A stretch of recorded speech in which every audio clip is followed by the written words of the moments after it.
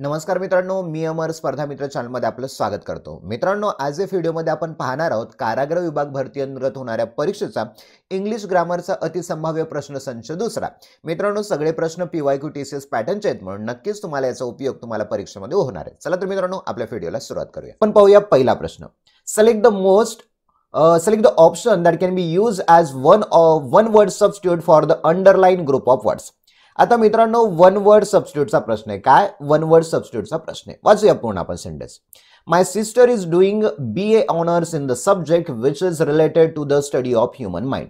आता बघा, अंडरलाइन केलेला शब्द आहे आपल्याकडे the study of human mind, म्हणजेच मानवी मनाचा अभ्यास करणाऱ्या शास्त्राला काय म्हणतात? आता मित्रांनो, सेंटेन्स तर दिलाय आपल्याला, परंतु फक्त एवढंच महत्वाचं आहे। ओके, पहिला ऑप्शन दिलाय थिओलॉजी, दुसरा दिलाय सायकोलॉजी, तिसरा दिलाय अँथ्रोपोलॉजी, चौथा दिलाय फिजिओलॉजी। आता मित्रांनो, या वाक्यावरून आपल्याला सहज लक्षात येते, त्यामुळे आपण सेंटेन्स वाचणार नव्हतं। जर वाचायचं असेल तर आपण पूर्ण वाचूया, म्हणजेच कोरिलेट करायला सोपं होईल। बघा, my sister is doing BA honours in the subject. बघा, माझी बहीण BA ऑनर्स करत आहे। ओके, अशा सब्जेक्ट मध्ये करत आहे, विच इज, बघा, जो की संबंधित आहे कशाशी? The study of human mind, मानवी मनाचा अभ्यास करणाऱ्या शास्त्रामध्ये ती BA ऑनर करत आहे। मग यासाठी मित्रांनो ॲक्युरेट आन्सर येतं आपल्याकडे option number second, psychology. Psychology म्हणजे काय? मानसशास्त्र। आता पाहूया मित्रांनो आपण इतर शब्द, म्हणजे परीक्षेमध्ये जर या घटकावर प्रश्न आला तर तुम्हाला मदत होईल। आता बघा, थिओलॉजीचा अर्थ काय होतो? The study of religion, religion धर्म, धर्माचा अभ्यास करणाऱ्या शास्त्राला थिओलॉजी म्हणतात, म्हणजेच काय? धर्मशास्त्र किंवा धर्माचा अभ्यास। नंतर दुसरा आहे बघा सायकोलॉजी, जे की आपलं आन्सर होतं the scientific study of the mind, मनाचा शास्त्रीय पद्धतीने अभ्यास करणारं शास्त्र, किंवा and the way that the people behave, म्हणजे असं शास्त्र ज्या पद्धतीने लोक बिहेव करतात, वागतात किंवा वर्तणूक करतात ते समजण्याच्या शास्त्राला सायकोलॉजी म्हणतात। पुढे बघा अँथ्रोपोलॉजी।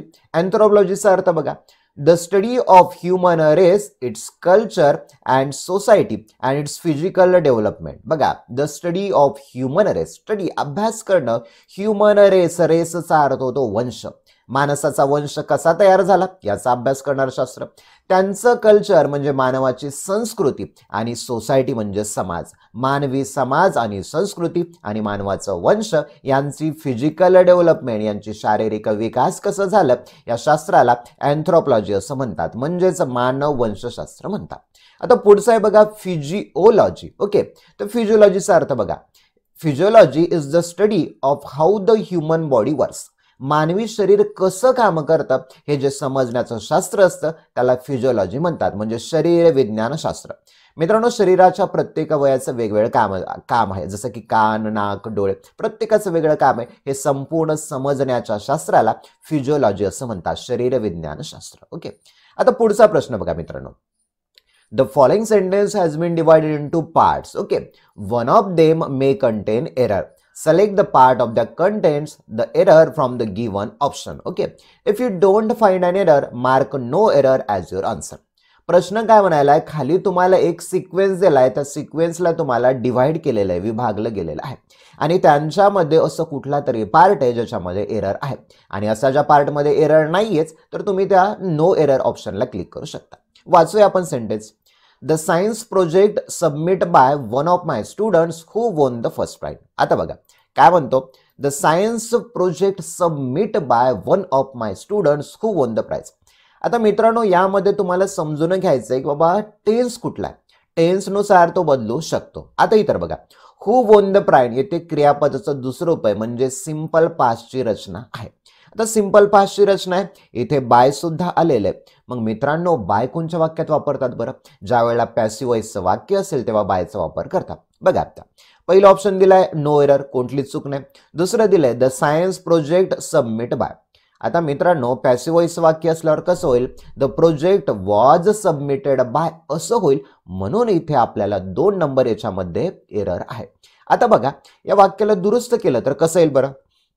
The science project was submitted by one of my students who won the prize. बघा, सायन्स प्रोजेक्ट सबमिट करण्यात आलेला आहे वन ऑफ माय स्टुडंट्स, माझ्या एका विद्यार्थ्यांकडून, ज्याने की बक्षीस जिंकलेलं होतं। ओके, चला आता पुढचा प्रश्न बघा।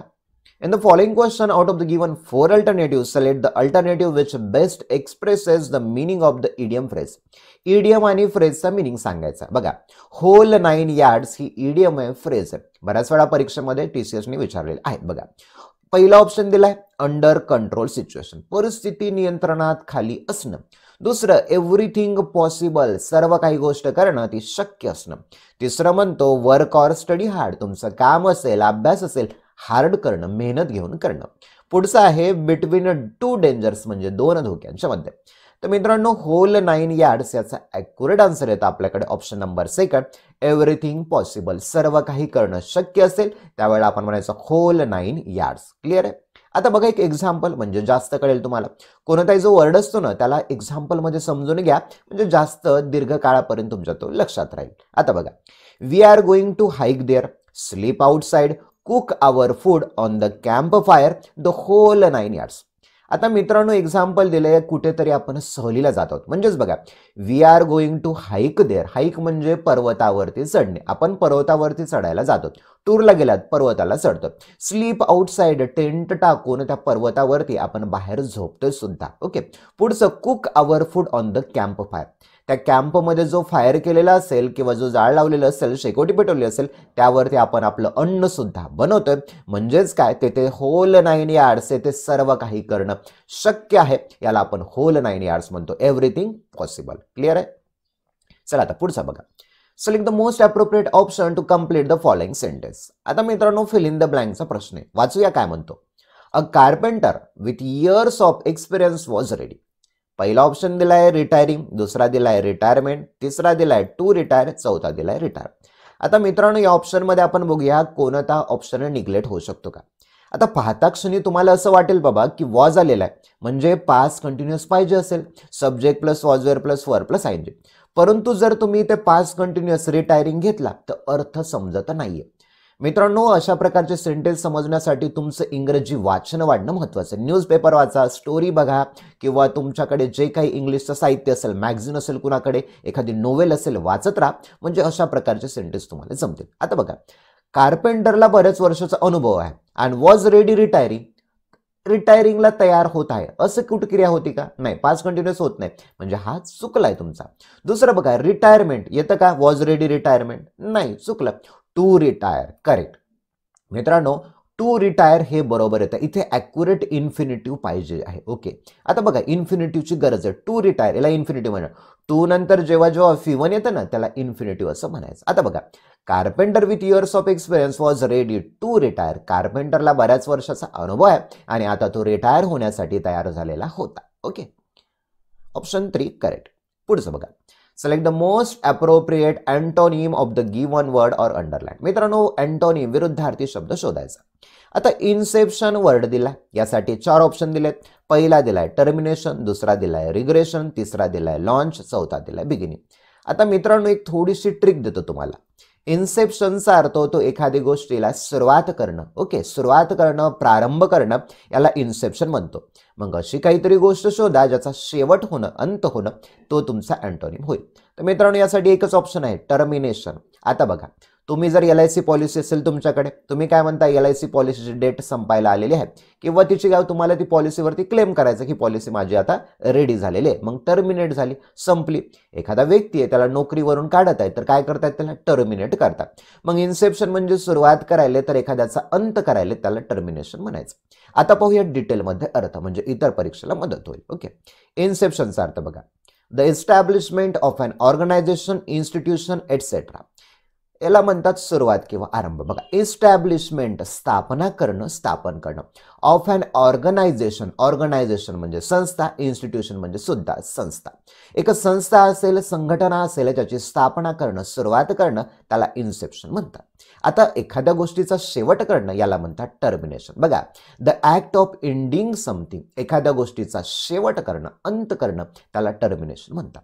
आता रिग्रेशन शब्द होता तुमच्याकडे इथे दिलेला. रिग्रेशनचा अर्थ बघा, रिग्रेशनला म्हणतो अधोगती होणं. बघा, एखादी गोष्ट परत त्या स्थितीला जाणं. A return to a former or less development state. बघा, रिटर्न वापस येणे, फॉर्मर पूर्वीच्या, लेस डेव्हलप स्टेट कमी विकसित झालेल्या स्थितीला जाणं. मित्रांनो, एखादी कंपनी आहे समजा, ओके, कंपनी वाढत चाललेली आहे आणि अचानकपणे कोविडमुळे ती कंपनी परत रिव्हर्सला आली. मग त्या कंपनीचे काय झालं, रिग्रेशन झालं, अधोगती झालं. ओके, किंवा शेअर मार्केटचा एखादा शेअर आहे समजा, तो वाढत जातोय, अचानकपणे तो काय, त्याची प्राइस कमी होते, म्हणजे रिग्रेशन होते. क्लिअर आहे. आता बघा पुढचा लॉन्च. आता लॉन्च शब्द बऱ्याच वेळेला तुम्ही ऐकला. सॅटेलाइट लॉन्च होतं बघा, प्रक्षेपित होतं, किंवा एखाद्या नवीन गव्हर्नमेंटनं स्कीम लॉन्च केली, त्याला सुद्धा म्हणू शकता. बघा, टू स्टार्ट समथिंग न्यू, काहीतरी नवीन सुरुवात करणे, किंवा to show something for the first time, पहिल्यांदाच एखादी गोष्ट सर्वसामान्यांना दाखवणं, त्याला लॉन्च करणं म्हणतात. म्हणजे स्तुत्य उपक्रम, गव्हर्नमेंटचा एखादा उपक्रम असेल किंवा धंदा असेल, तो सुरू करणं, त्याला लॉन्च करणं म्हणतात. आता पुढचा बघा, बिगिनिंग. तुम्हाला माहिती आहे, the first part of something, एखादी गोष्ट बिगिन करणं, सुरुवात करणं. ओके, पुढे बघा. आता select the most appropriate indirect form of the given sentence. मित्रांनो, डायरेक्ट इनडायरेक्ट सेंटेन्सचं वाक्य, याचे काही रूल्स आहेत, ते माहिती असणं महत्वाचं आहे. वाचूया आपण. Deepika said to her mother, I am going to attend my sociology lecture. आता अर्थ बघा, दीपिका तिच्या आईला म्हणाली, आय एम गोइंग, मी जात आहे, to attend my sociology lecture, माझं सोशलॉजीचं, समाजशास्त्राचं लेक्चर घेण्यासाठी मी जात आहे, अशी दीपिका तिच्या आईला म्हणाली. आता याचं मित्रांनो आपल्याला करायचं आहे डायरेक्ट इनडायरेक्ट मध्ये. वाचूया सगळे ऑप्शन. बघा, दीपिका टोल्ड हर मदर. बघा, Deepika told her mother that she was going to attend her sociology lecture. दुसरा, Deepika told her mother that she is going to attend her sociology lecture. Deepika said to her mother that she was going to attend my sociology lecture. चौथा आहे, Deepika asked her mother that she was going to attend her sociology lecture. तर मित्रांनो, याचा accurate answer आहे option number first. Deepika told her mother that she was going to attend her sociology lecture. आता rule आपण डिटेलमध्ये बघूया. आता मित्रांनो, Deepika said to her mother. आता मित्रांनो, इथे रूल दिलाय मी, ऐकणारा असल्यास आणि ऐकणारा नसल्यास काय काय रूल होता. आता इथे सेड टू दिले. बघा, सेड टू दिले. आता दीपिका कुणाला म्हणाली, तिच्या आईला म्हणाली, म्हणजे ऐकणारा व्यक्ती आहे. मग फक्त जर सेड असतं तर त्याचं टोल्ड झालं असतं. आता इथे सेड टू आहे, मग सेड टूचं काय झालं, टोल्ड. म्हणजेच हा पहिला ऑप्शन बघा, टोल्डच्या याच्यामध्ये बसला, रूलमध्ये बसला. Deepika told her mother, Deepika तिच्या आईला म्हणाली.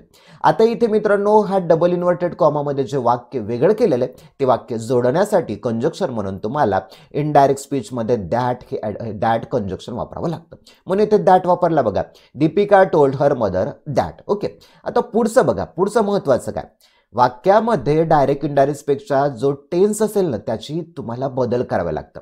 आता बघा, इथे प्रेझेंट कंटिन्युअस आहे. बघा, इथे मी लिहिलंय प्रेझेंट कंटिन्युअस आहे, त्याला कशामध्ये कन्वर्ट करायचंय, पास्ट कंटिन्युअस मध्ये. मग बघा, I am going to attend. आता दीपिका तिच्या आईला म्हणाली. इनडायरेक्ट वाक्य कसं असतं, दुसरा कुणीतरी ती क्रिया केली अशी सांगतं. म्हणजेच काय, she was going to attend her sociology lecture, ती तिच्या सोशलॉजी लेक्चरला उपस्थित राहायला किंवा लेक्चर द्यायला जात आहे, असं आपण म्हणूया.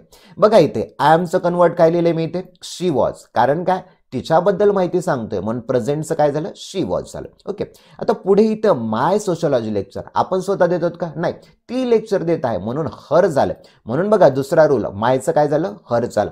महत्वाचे हे रूल बघा. ओके, सेड टू असेल तर टोल्ड झालंय, फक्त सेड असेल तर टोल्ड होईल, नुसतं से असेल तर टेल होईल, से असेल तर टेल्स होईल, ऐकणारा जर नसल्यास तर सेडचं सेडच राहतं, सेचं से राहतं, सेजचं सेज राहतं, आणि बाकी टेन्सनुसार बदल होतो. ओके मित्रांनो, आता पाहूया question number 7. The question below consist of a set of label sentences. These sentences, when properly sequenced from a coherent paragraph, select the most logical order of sentences from among the option.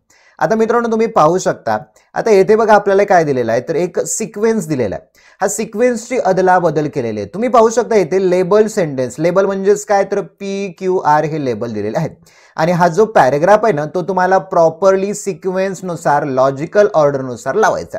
आता घटना खाली वरी दिलेली आहे, तुम्हाला काय करायचंय, क्रमानुसार दावायचंय. पहिली घटना कधी, सेकंड कधी, थर्ड कधी. ओके, आता मित्रांनो, अशा प्रश्नामध्ये काय करायचं, सर्व तुम्ही वाचून घ्यायचं. बघा, द डॉग वुड रन, कुत्रा धावायचा, बार्किंग भुंकायचा, ट्राइंग टू ओव्हरटेक कार, कारला ओव्हरटेक करायचा. दुसरं बघा, the road side for vehicles to come, रस्त्याच्या बाजूच्या व्हेइकल्स वाहने यायचे. पुढे बघा, a farmer had a dog that used to wait by. आता मित्रांनो हे तिन्ही पण वाचल्यानंतर तुम्हाला कळालं की ही जी स्टोरी आहे या स्टोरीला कुणीतरी एक हिरो आहे किंवा महत्वाचं एक पात्र आहे. आता याच्यामध्ये पात्र आलाय म्हणजेच या आर पासून सुरुवात झालेली आहे. आता आर पासून सुरुवात होणारे तुम्ही पाहू शकता. तर पहिल्या याच्यामध्ये क्यू आहे, दुसऱ्यामध्ये क्यू आहे, तिसऱ्यामध्ये पी आहे, चौथ्यामध्ये आर. म्हणजे आपलं चौथं आन्सर हे बरोबर असू शकतं. आता आपण वाचूया आणि अर्थ लावू. बघा, a farmer had a dog. एक फार्मर होता, त्याच्याजवळ कुत्रा होता. That used to wait by the road side for vehicles to come. बघा, दॅट युज्ड टू वेट, तो वाट पाहायचा. बाय, कुठे वाट पाहायचा? बघा, बाय द रोड साइड.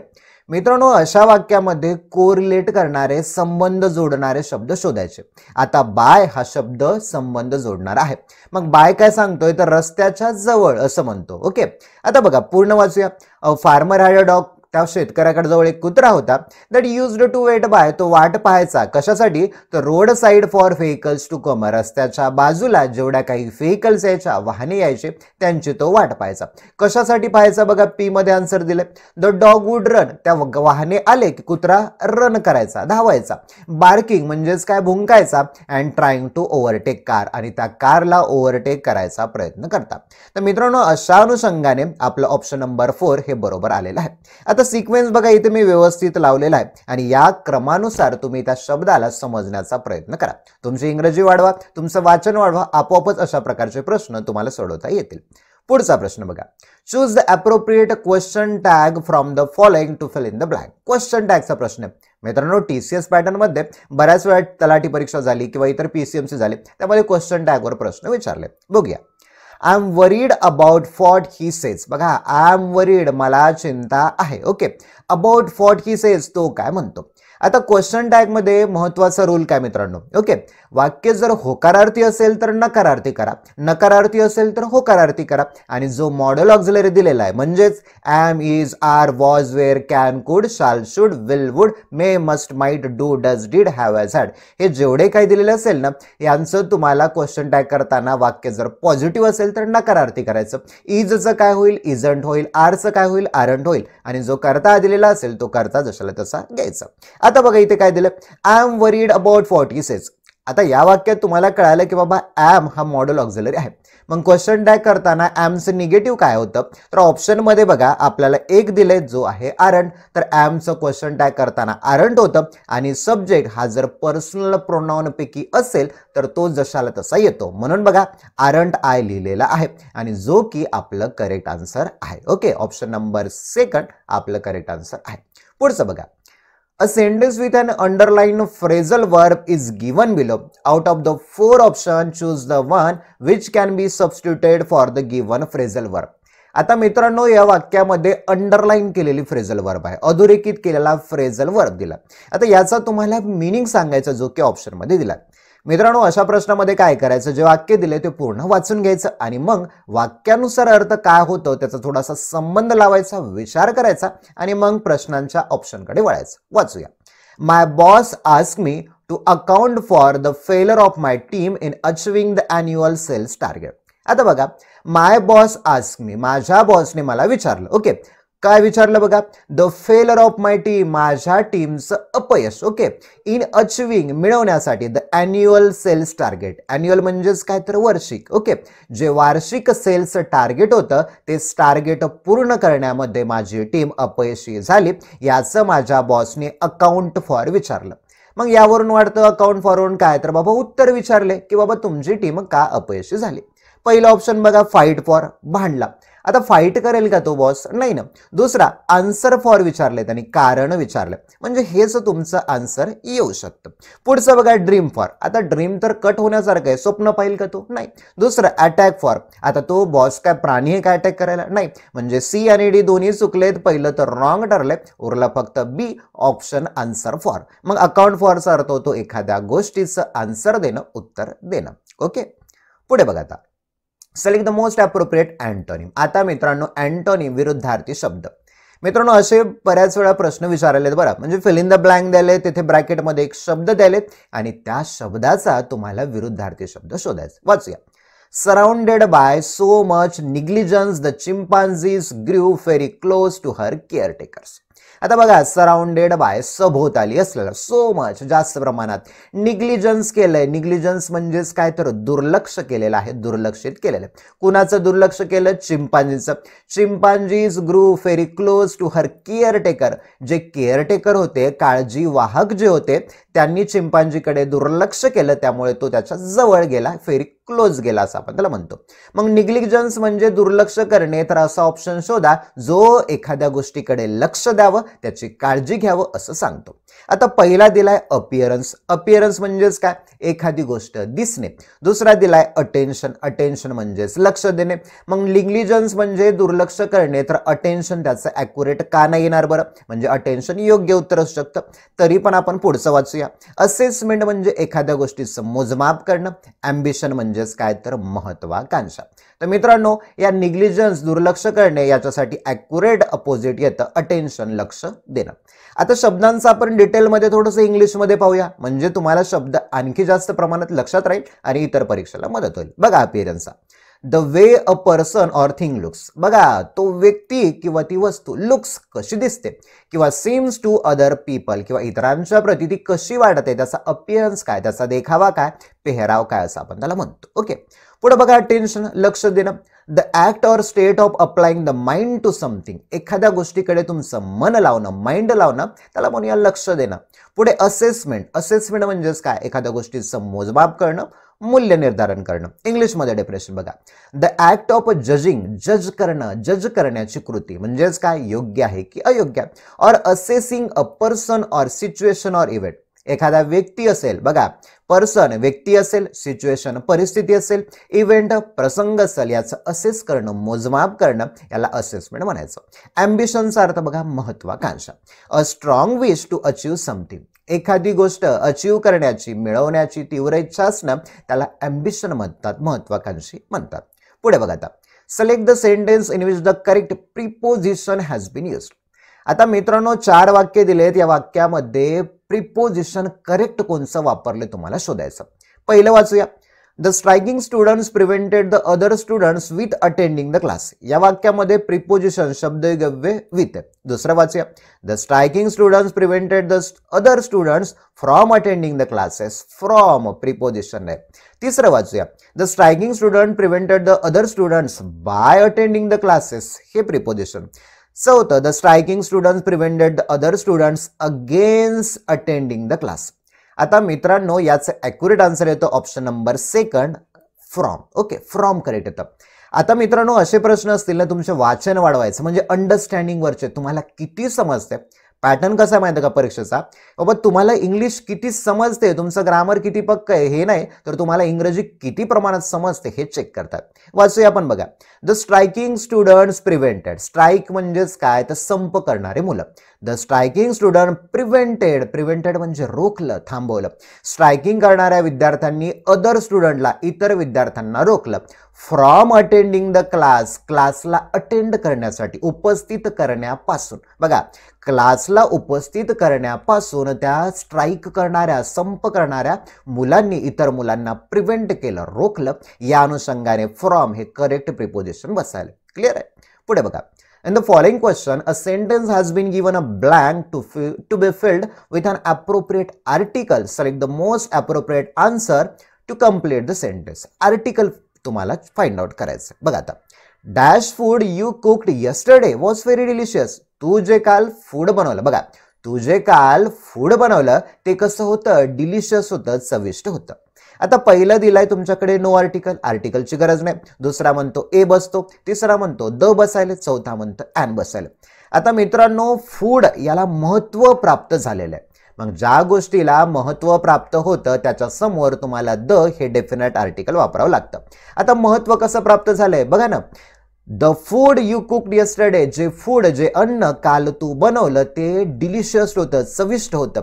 याला एक डेफिनाइट वर्ड म्हणून वापरण्यात आलेला आहे. म्हणून ऑप्शन नंबर 3 द हे तुमचं ॲक्युरेट येतं.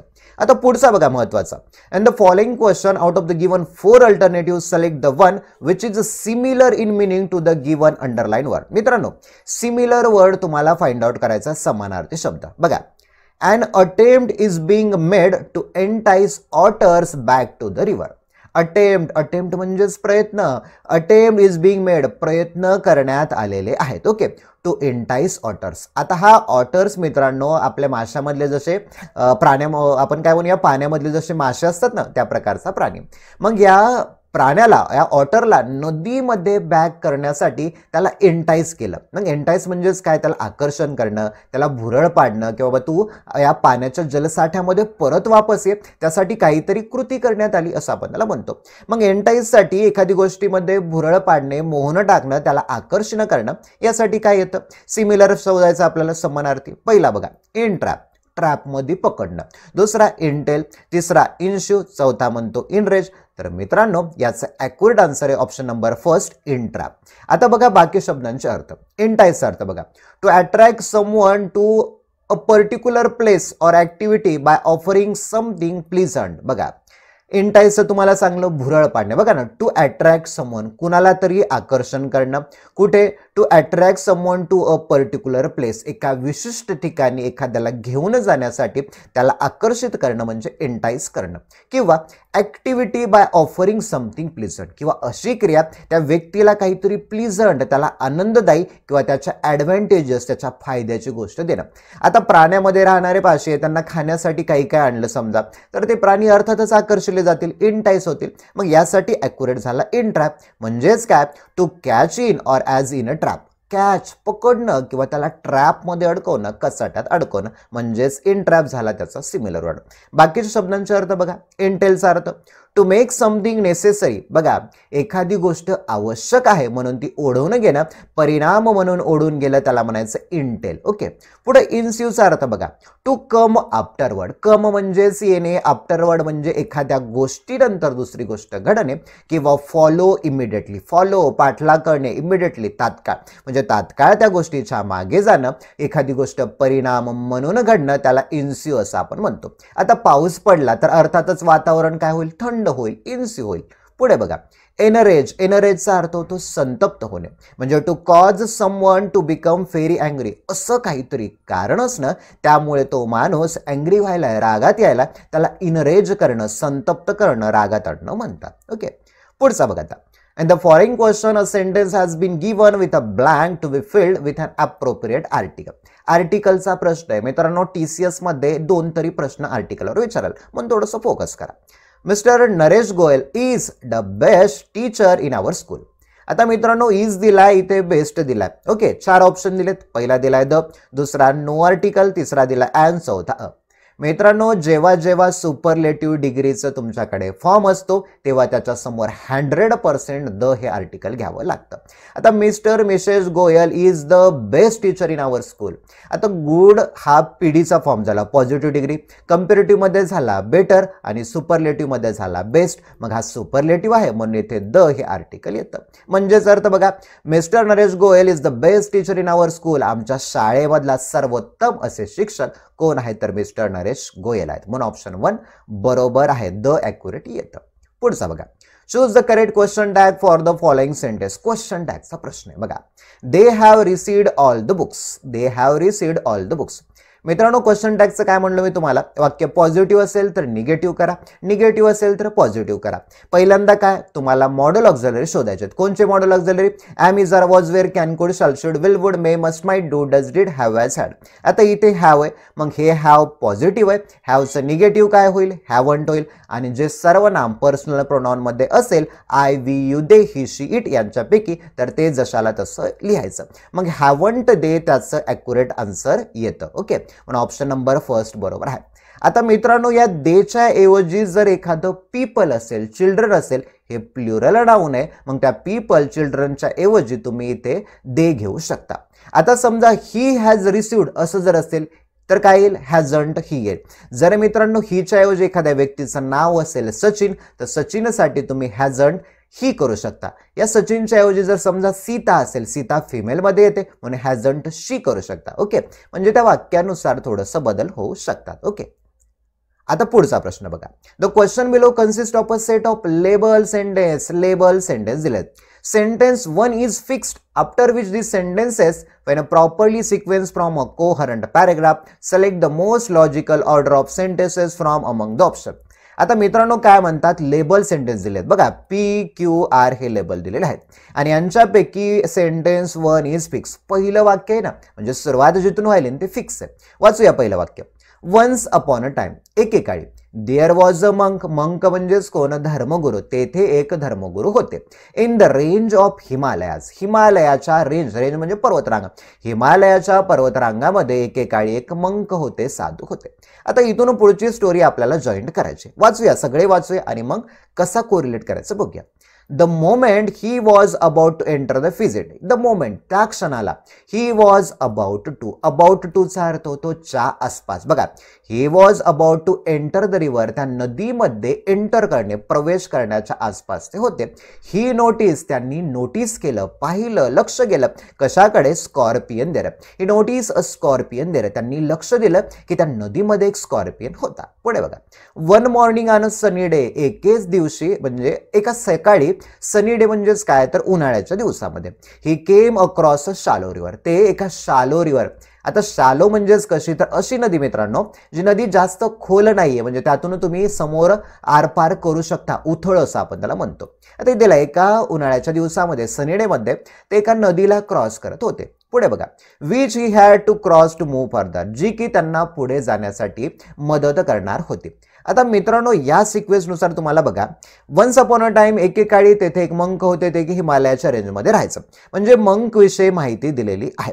आता मंक हा शब्द कोरिलेट करणार आहे, म्हणून मित्रांनो या मंकसाठी आपल्याकडे ऑप्शन येतो, मंकला कोरिलेट करणारा शब्द येतो आपल्याकडे one morning on a sunny day. आता बघा, one morning on a sunny day म्हणजे क्यू, क्यू पासून सुरू होणारा तुमचा आन्सर असेल QRP. आता क्यू पासून वन पण नाहीये, पी पण नाहीये, थर्ड आहे, म्हणजेच थर्ड आहे, चौथं नाहीये. ओके, थर्ड बरोबर. आता जोडू आपण सिक्वेन्सला.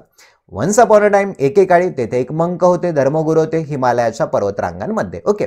One morning on a sunny day, एके दिवशी उन्हाळ्याच्या दिवसामध्ये. ही केम अक्रॉस, ही कुणाला कोरिलेट करायला, मंकला.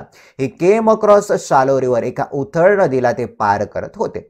पुढे बघा, क्यू नंतर आला आर, म्हणजेच काय, which he had to cross to move further. आता रिव्हर, रिव्हर वस्तू आहे, एक थिंग आहे, त्या थिंगसाठी विच हा कोरिलेट करणारा वापरलाय, जी की which he had to cross to move further. Move further म्हणजेच काय, पुढे जाण्यासाठी त्यांना ती नदी क्रॉस करायला लागत होती. आता उरला शेवटचा पी, द मोमेंट म्हणजे नदी क्रॉस करत असताना त्या मोमेंटला, त्या क्षणाला, he was about to enter the river, नदीमध्ये प्रवेश करणार होतेच नव्हतेच, he notice a scorpion there, नदीमध्ये त्यांनी स्कॉर्पियन पाहिला, विंचू पाहिला.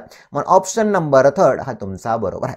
शब्दसाठा वाढवा, तुमचं सेंटेन्स इम्प्रुव्हमेंट वाढवा, आपोआप तुम्हाला अशा प्रकारचे प्रश्न कोरिलेट करता येतील. ओके, चला तर मित्रांनो, ही होती आजच्या सेशन मध्ये अत्यंत महत्त्वाचे व्हिडिओ जर आवडला असेल तर व्हिडिओला लाईक करा, चॅनलला सबस्क्राईब करा आणि डिस्क्रिप्शन मध्ये तुम्हाला आपल्या टेलिग्रामची तसेच व्हॉट्सअप ग्रुपची लिंक मिळेल, म्हणजे असेच नवनवीन व्हिडिओ तुम्हाला वेळेवरती मिळून जातील. चला तर मित्रांनो, येथेच थांबूया. Thank you for watching this video.